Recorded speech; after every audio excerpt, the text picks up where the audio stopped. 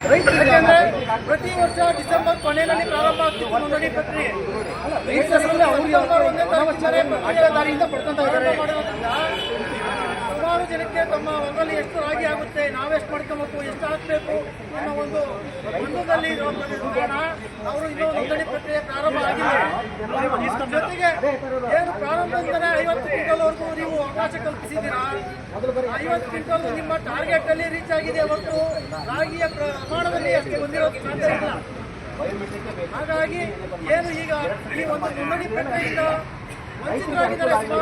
ಜೊತೆಗೆ ಇನ್ನೊಂದೇನು ಅಂದ್ರೆ ಕೇವಲ ಅಷ್ಟೇ 6 lakh metric ton September October ಇಂದ ನವೆಂಬರ್ 15 ಡಿಸೆಂಬರ್ 15 ಎಲ್ಲ ರೈತರಿಗೂ ಎಲ್ಲಿ ಅನೌನ್ಸ್ ಮಾಡಿರಲಿಲ್ಲ. ಹಾಗಾಗಿ ಶುಕ್ರವಾರ ಡಿಸೆಂಬರ್ 15 ಅನ್ಯಾಯ ಅನ್ನೋ ಥರ ಆಗ್ಬಾರ್ದು.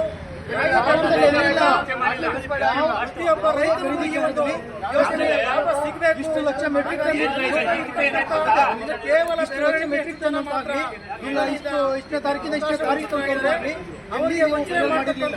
ಸರಿಯಲ್ಲ. ಇದು ಮೌಖಿಕವಾಗಿ ನಿಮಗೆ ಗೊತ್ತಿಲ್ಲ, ರೈತರಿಗೆ ಯಾರು ತಿಳಿಸಿಲ್ಲ ಕೂಡ ಈ ಅವಕಾಶ. ಹಾಗಾಗಿ 15 ಅಂತಿದ್ದಂಗೆ ರೈತರು ಒತ್ತಾಯ ಮಾಡೋದಕ್ಕೋಸ್ಕರ ಈಗ ಅವರೇ ಯಾವ ರೀತಿ ಹಾಗಾಗಿ ಈಗ ಈ ಒಂದು ಪ್ರಕ್ರಿಯೆಗೆ ಸಂಬಂಧಪಟ್ಟಂತವರು ಯಾರು ಈ ಒಂದು ಪ್ರಕ್ರಿಯೆಯನ್ನು ನಡೆಸ್ತಾರೆ ನಿಭಾಯಿಸತಕ್ಕಂಥ ಅಧಿಕಾರಿಗಳು ಅವ್ರು ಬಂದು ಇದಕ್ಕೆ ಮೂಲ ಕಾರಣ ಏನು, ಸ್ಥಗಿತ ಆಗೋದಕ್ಕೆ ಏನು ಕಾರಣ, ಮುಂದಿನ ನಮ್ಮ ಅಹವಾಲು ಏನು, ಅವರ ತಮ್ಮ ಮನವಿ ಏನು, ಅವರಿಗೆ ನೀಡ್ತಕ್ಕಂಥ ಮನವಿಗೆ ನಿಮ್ಮ ಉತ್ತರ ಏನು, ಈ ಎಲ್ಲವೂ ಕೂಡ ನಾವು ತಿಳಿಸಬೇಕು ಅಂತೇಳಿ ನಮ್ಮಲ್ಲಿ ಮನವಿ ಮಾಡ್ತಾ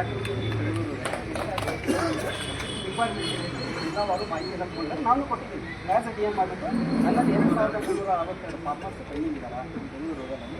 ಇವ್ರಿಗೆ ಮಂದಿನ ಅವಕಾಶ ಮಾಡ್ತಿದ್ದೀವಿ.